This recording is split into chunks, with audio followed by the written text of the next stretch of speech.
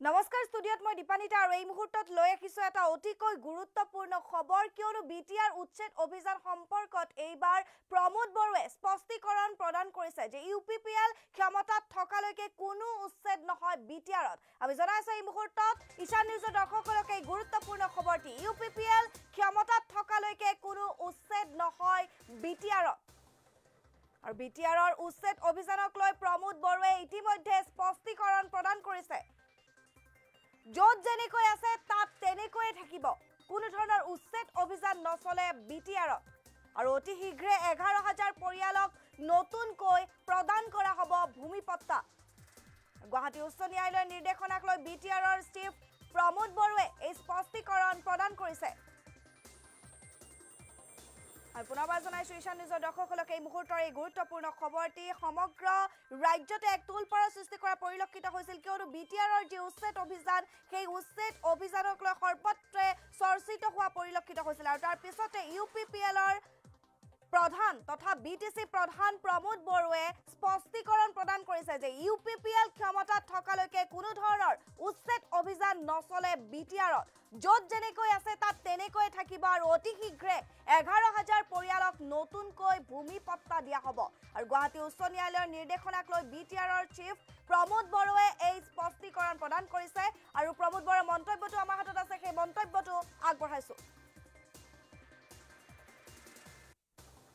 সব খিলঞ্জীয়া মানুহ আমাৰ ইয়াত বসবাস কৰা সকলো জাতি জনগোষ্ঠীয়ে য'ত বসবাস কৰি আছে তাত ভূমিৰ পাট্টা পাব লাগে আৰু এটা স্থায়ীভাৱে নিজৰ ঘৰত থাকি এটা শান্তি নিৰাপত্তাৰে থাকি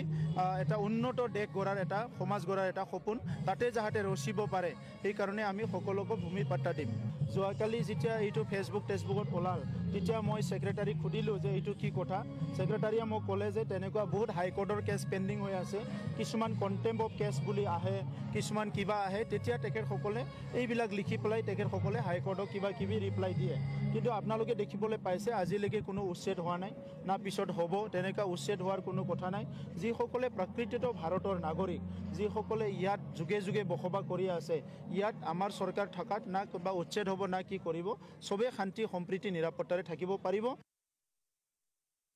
আৰু এয়া আছিল ইউপিপিএলৰ সভাপতি প্ৰমোদ বৰুৱাৰ সেই মন্তব্য বিটিসিৰ নতুন চিফ প্ৰমোদ বৰুৱাৰ মন্তব্য আছিল আমি জনাই আছো কালি আমি সেই বাতৰি সম্প্ৰচাৰ কৰিছিলো যে বিটিআৰত উচ্ছেদ অভিযান চলিব আৰু তাৰ পিছতে হুংকাৰ প্ৰদান কৰিছিল প্ৰমোদ বৰুৱাক এবিএমছুৱে প্ৰমোদ বৰুৱাৰ বাবে গৃহহাৰা হ'ব লাখ লাখ লোক আৰু বিটিআৰ উচ্ছেদ কোনো পধ্যে মানি নলয় এবিএমছুৱে উচ্চ ন্যায়ালয় গইনালৈ এই ষড়যন্ত্ৰ ৰচা বুলি কৈছিল প্ৰমোদ বৰুৱাই আৰু এবিএমছু নেতাই বিস্ফোৰক মন্তব্য কৰিছিল সেই মন্তব্যটো আমাৰ হাতত আছে সেয়া আগবঢ়াইছো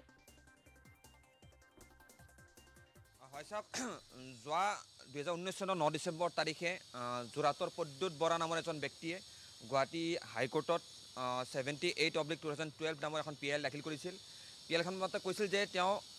অসমৰ ট্ৰাইবেল বেল্ট এণ্ড ব্লক এৰিয়াসমূহত যিখিনি নন ট্ৰাইবেল নন প্ৰটেক্টেড মানুহ আছে সেইখিনি মানুহ উচ্ছেদ কৰাৰ কাৰণে তেওঁ আৰ্জি দিছিলে আৰু তাৰ ওপৰত ভিত্তি কৰি মই ইতিমধ্যে ক'লোঁ যে 2019 চনৰ 9 ডিচেম্বৰ তাৰিখে গুৱাহাটী হাইকোৰ্টে এটা অৰ্ডাৰ দিছিলে যে বিটিচিৰ 4খন জিলা আৰু বাকী 5খন জিলা ট্ৰাইবেল বেল্ট এণ্ড ব্লকত বসবাস কৰি থকা নন প্ৰটেক্টেড নন ট্ৰাইবেল মানুহখিনিক উচ্ছেদ কৰিব লাগে বুলি তো আজি বহুদিন ধৰি সেই নিৰ্দেশ কাৰ্যকৰী হোৱা নাছিল কিন্তু যোৱা 25 জানুৱাৰী অৰ্থাৎ যোৱা পৰহি বৰ্তমানৰ বিটিচি চৰকাৰৰ লেণ্ড এণ্ড ৰেভিনিউ ডিপাৰ্টমেণ্টৰ পৰা বিটিচিৰ প্ৰতিটো চক্ৰ বিষয়াৰ কাৰ্যালয়লৈকে এখন নিৰ্দেশ পত্ৰ প্ৰেৰণ কৰা হৈছে নিৰ্দেশ পত্ৰখন স্পষ্টভাৱে উক্ত ৰায়দানৰ ওপৰত ভিত্তি কৰি উচ্ছেদৰ কাৰণে যাৱতীয় সকলোখিনি ব্যৱস্থা গ্ৰহণ কৰিবলৈ প্ৰতিজন চক্ৰ বিষয়ক নিৰ্দেশ দিছে এইকাৰণে আমি আচলতে এবিএমছু স্পষ্টভাৱে আমাৰ কিছু প্ৰতিক্ৰিয়া প্ৰকাশ কৰিব বিচাৰিছোঁ প্ৰতিক্ৰিয়া হ'ল যে land and revenue regulation act 1886 chapter 10 অনুসৰি অসমৰ তদানীন্তন মুখ্যমন্ত্ৰী লোকপ্ৰিয় গোপীনাথ বৰদলৈ ডাঙৰীয়াই অসমৰ ট্ৰাইবেল বেল্ট এণ্ড ব্লক গঠন কৰিছিল এই ট্ৰাইবেল বেল্ট এণ্ড ব্লকত এটা কথা স্পষ্টভাৱে উল্লেখ আছে যে ট্ৰাইবেল বেল্ট এণ্ড ব্লক গঠন হোৱাৰ আগৰে পৰা যিখিনি মানুহ যি জাতি জনগোষ্ঠী বা যি সম্প্ৰদায়ৰ নহওক কিয় তেওঁলোক সেই অঞ্চলত বসবাস কৰি থাকিব পাৰিব তেওঁলোকৰ ভূমিৰ ওপৰত কোনেও হস্তক্ষেপ কৰিব নোৱাৰে তেওঁলোকৰ ভূমিৰ অধিকাৰ থাকিব কিন্তু তাৰপিছত তেওঁলোকে যদি নন ট্ৰাইবেল নন প্ৰটেক্টেড মানুহ কোনোবা তাত বসবাস কৰে তেন্তে তেওঁলোকক বেদখলকাৰী হিচাপে গণ্য কৰা হ'ব এতিয়া আমি স্পষ্টভাৱে এটা কথা ক'ব বিচাৰিছোঁ যে ট্ৰাইবেল বেল্ট এণ্ড ব্লক এলেকাৰ অৰ্থাৎ বিটিচি এৰিয়াত বিশেষকৈ বিটিচি এৰিয়াত ব্ৰিটিছ ভাৰত স্বাধীন হোৱাৰে পৰা অৰ্থাৎ ব্ৰিটিছৰ দিনৰ পৰা আজিলৈকে কোনো ধৰণৰ ভূমি জৰীপ হোৱা নাই তো এতিয়ালৈকে আমি স্পষ্টভাৱে এটা কথা জানো যে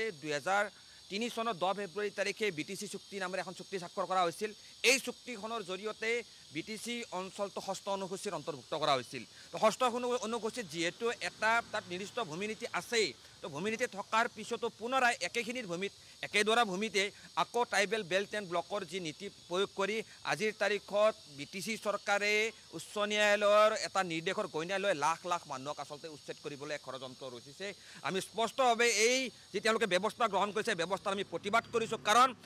BTC অঞ্চলৰ প্ৰত্যেকখন গাঁৱৰ ইতিহাস ব্ৰিটিছৰ দিনৰ ইতিহাস। এই অঞ্চলত কোনো মংগল গ্ৰহৰ পৰা কোনো মানুহে ইয়াত ঘৰ সাজি বসবাস কৰি থকা নাই। এই তাত বসবাস কৰি থকা মানুহে তাৰে প্ৰকৃত ভূমিপুত্ৰ থলুৱা সংখ্যালঘু বিভিন্ন জাতি জনগোষ্ঠীৰ মানুহ তাত বসবাস কৰি আছে। এই অঞ্চলত আজিলৈকে মানুহক ভূমিপট্টা দিয়া নাই, লেণ্ড ছেটেলমেণ্ট হোৱা নাই ব্ৰিটিছ ভাৰত স্বাধীন হোৱাৰ পিছৰে পৰা। আৰু এই ক্ষেত্ৰত প্ৰমোদ বড়ো ডাঙৰীয়াই ভূমিৰ পট্টা দিম বুলি কৈ যি প্ৰতিশ্ৰুতি দি আজিৰ তাৰিখত BTC তেওঁ চিফ এক্সিকিউটিভ মেম্বাৰ আৰু মুখ্য কাৰ্যবাহীৰ দায়িত্ব ল'লে। তেওঁ দায়িত্ব লৈয়ে এমাহৰ ভিতৰতে BTC অঞ্চলৰ পৰা lakh lakh tribal belt and ব্লকৰ নামত lakh lakh non protected non tribal মানুহক উচ্ছেদ কৰিবলৈ ইতিমধ্যে তেওঁ নিৰ্দেশ জাৰি কৰিছে। আমি সদৌ BTC সংখ্যালঘু ছাত্ৰ সন্থাই ABMC স্পষ্টভাৱে BTC চৰকাৰক সকীয়াই দিছোঁ যে অতি শীঘ্ৰে এই নিৰ্দেশনা বন্ধ কৰিব লাগিব। ইয়াত উচ্ছেদ কৰিবলৈ যদি BTC চৰকাৰে কিবা ব্যৱস্থা গ্ৰহণ কৰে তেনেহ'লে BTC ৰাজপথত ভয়ংকৰ জংগী গণতান্ত্ৰিক আন্দোলনৰ কাৰ্যসূচী আমি গ্ৰহণ কৰিবলৈ প্ৰস্তুত হৈ আছোঁ। BTC অঞ্চলৰ প্ৰত্যেকডৰা মাটিতে সেই অঞ্চলত বসবাস যুগ বছৰ ধৰি বসবাস কৰি থকা প্ৰতিটো জাতি জনগোষ্ঠীৰ জন্মগত অধিকাৰ আছে। বিশেষকৈ তাত আমি হাতী খোৱা যিখিনি মানুহক বৰ্তমান BTC চৰকাৰে উচ্ছেদ কৰিবলৈ ষড়যন্ত্ৰ কৰিছে, এই হাতী খোৱা মানুহখিনি হেৰুৱাবলৈ একো নাই, সংগ্ৰামৰ বাহিৰে আমি বিকল্প একো নাই। প্ৰমোদ বড়ো ডাঙৰীয়াক আমি আহ্বান জনাইছোঁ, BTC অঞ্চলত এই হাতী খোৱা মানুহখিনিক আপুনি গৃহহাৰা কৰা ষড়যন্ত্ৰ নকৰিব। যদি আপুনি ষড়যন্ত্ৰত ভৰি দিয়ে, এই ষড়যন্ত্ৰ কৰি যিহেতু আপুনি উচ্ছেদ কৰিবলৈ আগবাঢ়িছে, আপুনি JCB বুলডোজাৰ লৈ আহিলে ABMCৰ শেষৰজন কৰ্মীৰ মৃতদেহৰ ওপৰেৰেহে আপুনি JCB বুলডোজাৰ লৈ BTC অঞ্চলৰ 60খন নন ট্ৰাইবেল নন প্ৰটেক্টেড মানুহ আমি উচ্ছেদ কৰিব পাৰিব। আৰু এই কৰিবলৈ গওঁতে সাংঘাতিক প্ৰতিবাদৰ মুখামুখি আপুনি হ'ব লাগিব। BTC চৰকাৰে BTC এলেকাৰ ট্ৰাইবেল বেল্ট এণ্ড ব্লকৰ নামত যিখিনি মানুহ উচ্ছেদ কৰাৰ প্ৰক্ৰিয়া আৰম্ভ কৰিছে, এই ব্যৱস্থা বন্ধ কৰি 2003 চনৰ 10 ফেব্ৰুৱাৰী তাৰিখে স্বাক্ষৰ হোৱা BTC চুক্তিৰ আগৰে পৰা যিখিনি মানুহ BTC অঞ্চলত বসবাস কৰি আছে, যি টুকুৰা মাটিতে বসবাস কৰিছে, ট্ৰাইবেল বেল্ট এণ্ড ব্লকেই হওক, ভিজিয়াৰ মাটি হওক, খাচ মাটি হওক, জলাশয় মাটি হওক, সেইখিনি মাটিতে ভূমিৰ অধিকাৰ ভূমিৰ পট্টা প্ৰদান কৰিবলৈ আমি ABMC সজোৰে দাবী উত্থাপন কৰি আহিছোঁ। এতিয়াও দাবী উত্থাপন কৰিম। ভূমিৰ অধিকাৰৰ দাবীত আগন্তুক দিনত BTC অঞ্চলত ধাৰাবাহিক গণ আন্দোলনৰ মুখামুখি হ'বলৈ প্ৰমোদ বড়ো ডাঙৰীয়াৰ BTC চৰকাৰ প্ৰস্তুত থাকিবলৈ ABMC পোনপটীয়াভাৱে আমি প্ৰত্যাহ্বান জনালোঁ।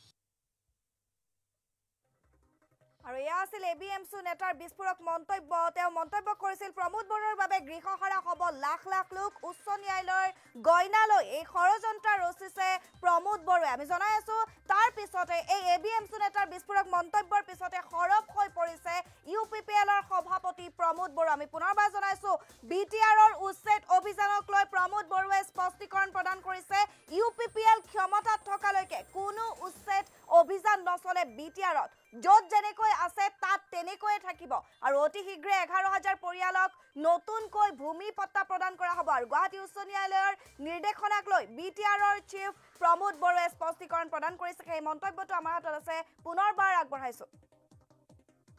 সব খিলঞ্জীয়া মানুহ আমাৰ ইয়াত বসবাস কৰা সকলো জাতি জনগোষ্ঠীয়ে য'ত বসবাস কৰি আছে তাত ভূমিৰ পট্টা পাব লাগে। আৰু এটা স্থায়ীভাৱে নিজৰ ঘৰত থাকি এটা শান্তি নিৰাপত্তাৰে থাকি এটা উন্নত দেশ গঢ়াৰ এটা সমাজ গঢ়াৰ এটা সপোন তাতে যাতে ৰচিব পাৰে, সেইকাৰণে আমি সকলোকে ভূমিৰ পট্টা দিম। যোৱাকালি যেতিয়া এইটো ফেচবুকত ওলাল, তেতিয়া মই ছেক্ৰেটাৰীক সুধিলোঁ যে এইটো কি কথা। ছেক্ৰেটাৰীয়ে মোক ক'লে যে তেনেকুৱা বহুত হাইকোৰ্টৰ কেছ পেণ্ডিং হৈ আছে, কিছুমান কণ্টেম্প অফ কেছ বুলি আহে, কিছুমান কিবা আহে। তেতিয়া তেখেতসকলে এইবিলাক লিখি পেলাই তেখেতসকলে হাইকোৰ্টক কিবা কিবি ৰিপ্লাই দিয়ে। কিন্তু আপোনালোকে দেখিবলৈ পাইছে আজিলৈকে কোনো উচ্ছেদ হোৱা নাই, না পিছত হ'ব। তেনেকুৱা উচ্ছেদ হোৱাৰ কোনো কথা নাই। যিসকলে প্ৰকৃতিত ভাৰতৰ নাগৰিক, যিসকলে ইয়াত যুগে যুগে বসবাস কৰি আছে, ইয়াত আমাৰ চৰকাৰ থকাত না কিবা